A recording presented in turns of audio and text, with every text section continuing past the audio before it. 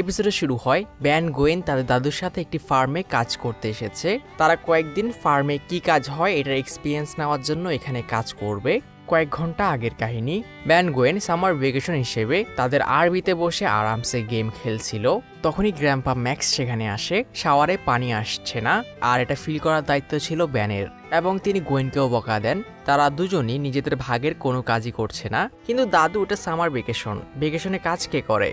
আর তখনই রেডিওতে একটি নিউজ আসে, এই সামার ভ্যাকেশনে আপনি চাইলে আপনার পরিবারকে নিয়ে একটা রিয়েল ফার্মে কিরকম কাজ হয় এটা এক্সপিরিয়েন্স করতে আসতে পারেন, আর এখানে জয়েন করা একদম ফ্রি। আর ব্যান গোয়েন তাদের দাদুর চেহারা দেখে বুঝে যায় এখন তাদের সাথে কি হতে যাচ্ছে। বিশ্বাস করো, আমি ছোটবেলায় আমার দাদুর ফার্মে অনেক কাজ করেছি। ফার্মে কাজ করা অনেক মজার।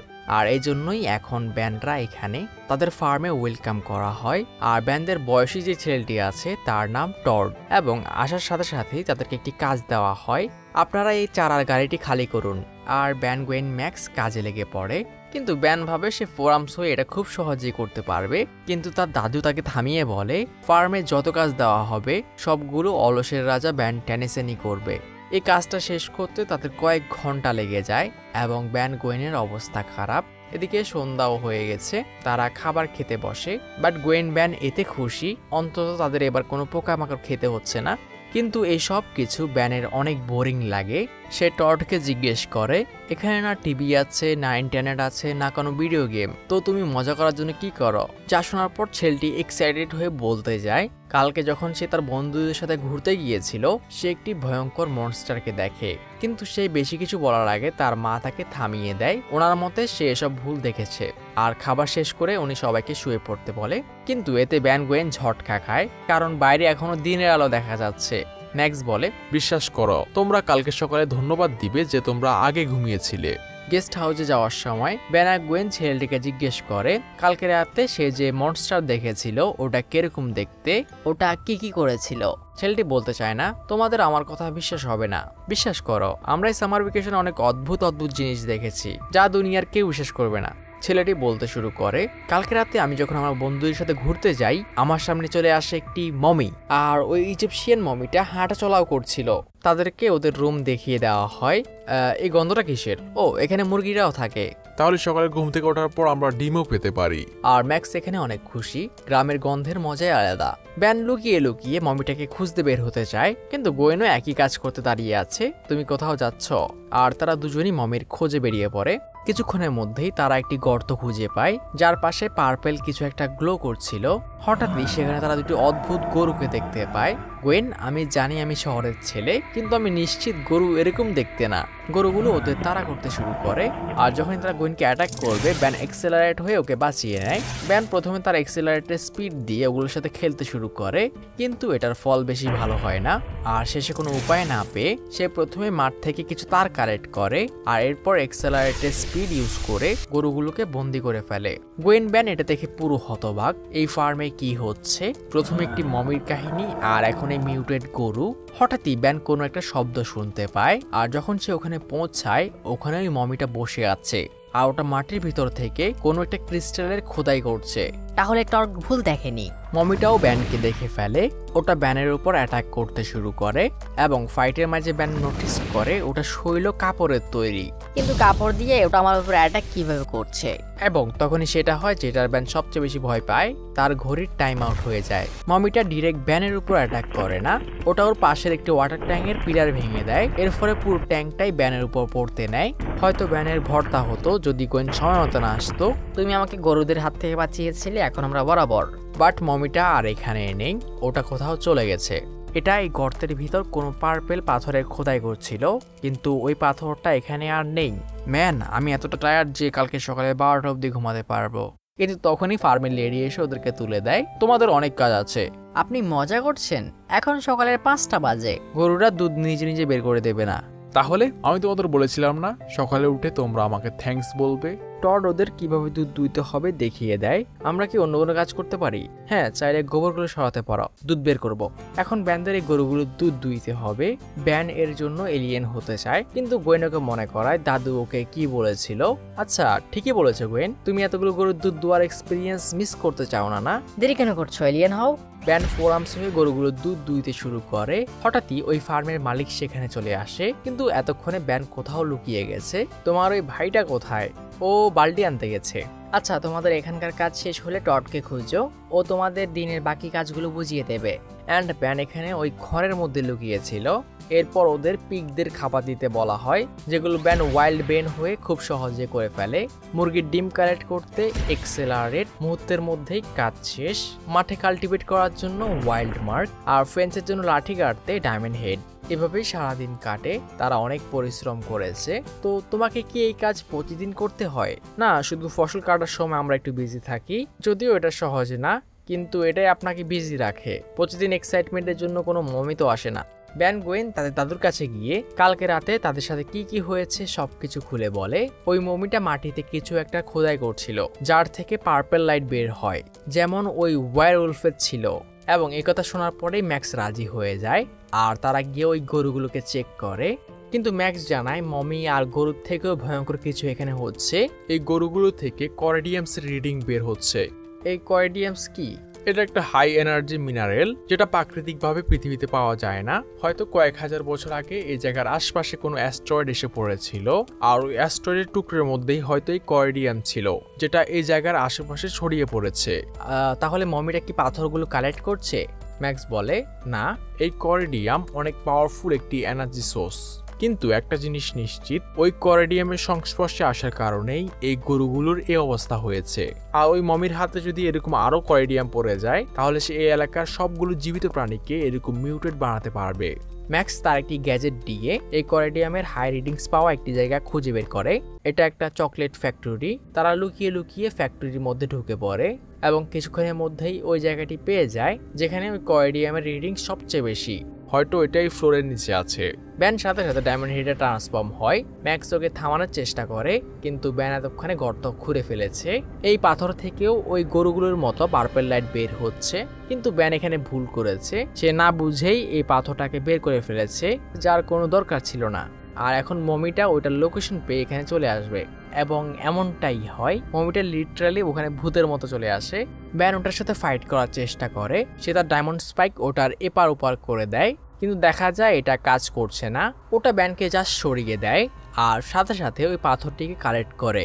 ওটার বিহেভিয়ার দেখে মনে হয় ওটা ব্যানের সাথে ফাইট ইগনোর করার চেষ্টা করছে, আর কোনোভাবে এখান থেকে পালিয়ে যেতে চায়। ব্যান মমিটাকে মারতে শুরু করে, কিন্তু হঠাৎই মনস্টারটা পাথরগুলো খুলে ধরে।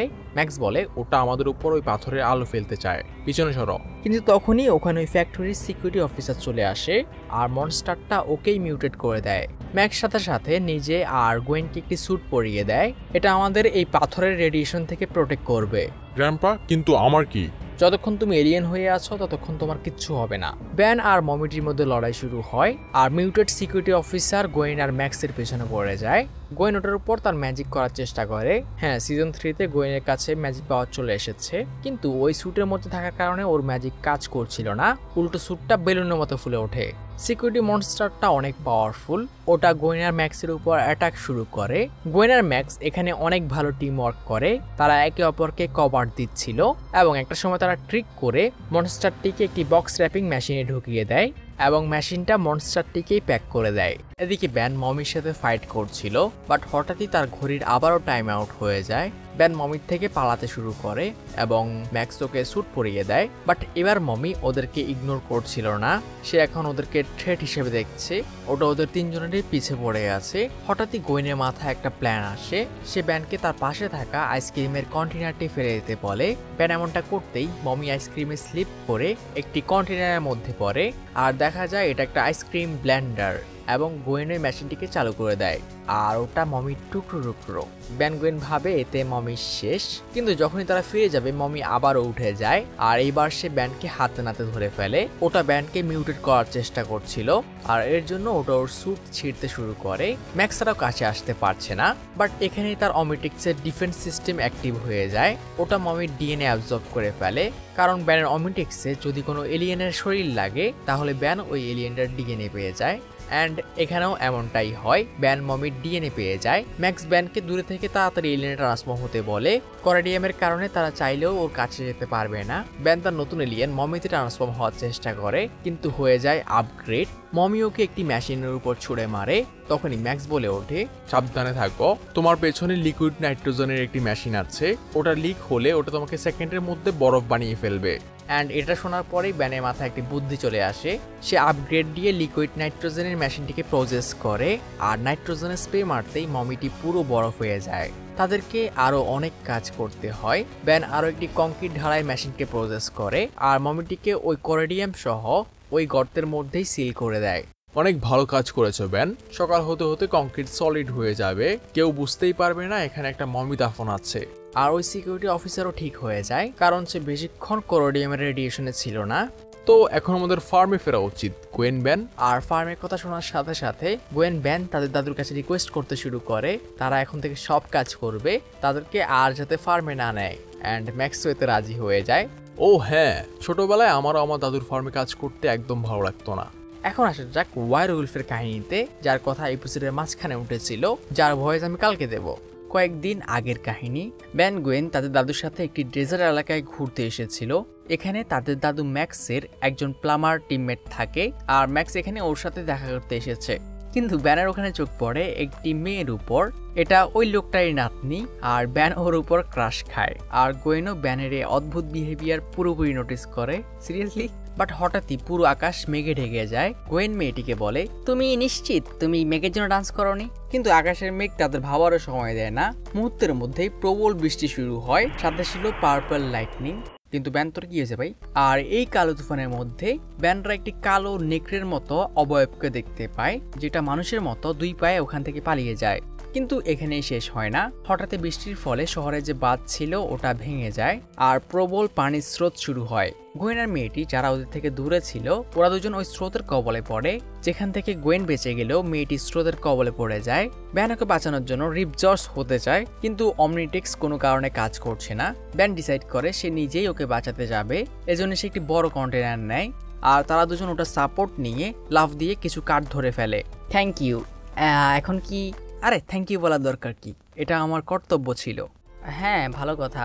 আমি বলছিলাম আমরা আমাদের হাত ছাড়ি। এদিকে আমাদের ওই উলফটাকে দেখানো হয়, যেটা একটা টাওয়ারের উপর থেকে কিছু একটা চুরি করে। সিন শিফট হয়, ব্যান্ডের দাদুর ওই বন্ধু তাদের একটি মিউজিয়ামে নিয়ে এসেছে। সে বলে, আমি ভাবিনি আমি কখনো এটা দেখবো। এটা কি? এটা একটা ইয়েনাল ডোশি, যার অপর নাম ওয়ারউলফ। আমি ভেবেছিলাম এটা শুধু একটা কাহিনী, কিন্তু আজ নিজের চোখে দেখলাম।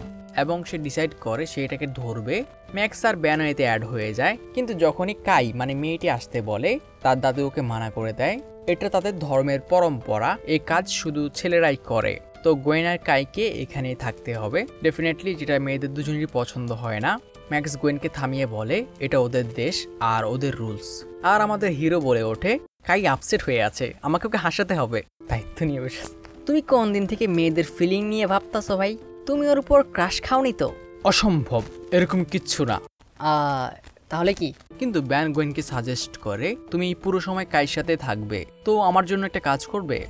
কাইকে বলতে থাকো যে আমি কত কুল আর হ্যান্ডসাম, আর তুমি কত লাকি যে আমি তোমার কাজিন। তো তোমার জন্য আমি একটা সাদা মিথ্যা কথা বলতাম, সাদা বলো বা কালো বলো, কিন্তু এটাই বলো। তারা তিনজন উলফটাকে শিকার করার জন্য বেরিয়ে পড়ে। আমাদের পুরাতন দিনের কথা মনে পড়লো, যখন আমরা হিমালয় ইয়েতিকে খুঁজতে গিয়েছিলাম। ব্যান জিজ্ঞেস করে, আপনিও কি প্লামার ছিলেন? আর ব্যান এটা শুনে অবাক হয়, তারা দুজনই প্লামার ছিল।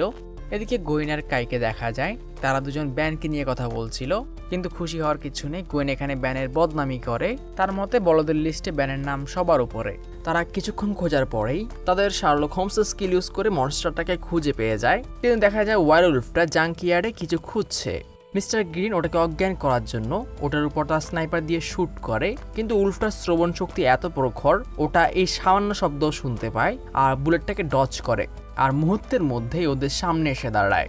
আচমকা এই আক্রমণে ব্যানরা তিনজনই পাহাড়ের উপর থেকে পড়ে যেতে নেয়। ব্যান ওদের বাঁচানোর জন্য স্টিংরে হতে চায়, কিন্তু হয়ে যায় ওয়াইল্ড বেন আর কোনো ক্রমে শেষ মুহূর্তে তার লতা ইউজ করে তার দাদু আর মিস্টার গ্রিনকে বাঁচাতে পারে। ব্যান স্ট্রেস হয়ে পাহাড়ের উপরে উঠে যায় আর এদিকে মিস্টার গ্রিন ম্যাক্সের দিকে অবাক হয়ে তাকায়। এখনই সে কি দেখলো? হ্যাঁ জানি, আমার তোমার কাছে অনেক কিছু বলার আছে। এই উলফটিও মমিটির মতো ওদেরকে ইগনোর করছিল, কিন্তু ব্যান ছাড়ার নয়, সে গিয়ে মনস্টারটিকে ধরে ফেলে, ওটাকে তার বেন দিয়ে পেঁচিয়ে নেয়, কিন্তু ওয়ারউলফ ওর উপর কামড় বসায় আর ব্যান ওটাকে মারতে শুরু করে। কিন্তু না, ভাগ্য এতটাও ভালো না, তখনই তার ঘড়ির টাইম আউট হয়ে যায়। উলফটা ব্যানের উপর অ্যাটাক করতে শুরু করে আর একটা অ্যাটাক ওর ঘড়ির উপর লাগে, কিন্তু যখনই ম্যাক্স আর মিস্টার গ্রিন ওখানে আসে মনস্টারটি আবারও পালিয়ে যায় এবং ব্যান নোটিস করে তার ঘড়িতে অদ্ভুত কিছু একটা হচ্ছে। তারা ক্যাম্পে ফিরে আসে। ওই গোয়েন, কাই আমার সম্পর্কে কিছু বলেছে? অ্যান্ড গোয়েন এখানে পারফেক্ট মেয়ে ব্যানের কলিজার টুকরো টুকরো করে। আমার মনে হয় না ও তোমাকে একদমই পছন্দ করে, মেয়েদের শুধু স্মার্ট ছেলেই পছন্দ।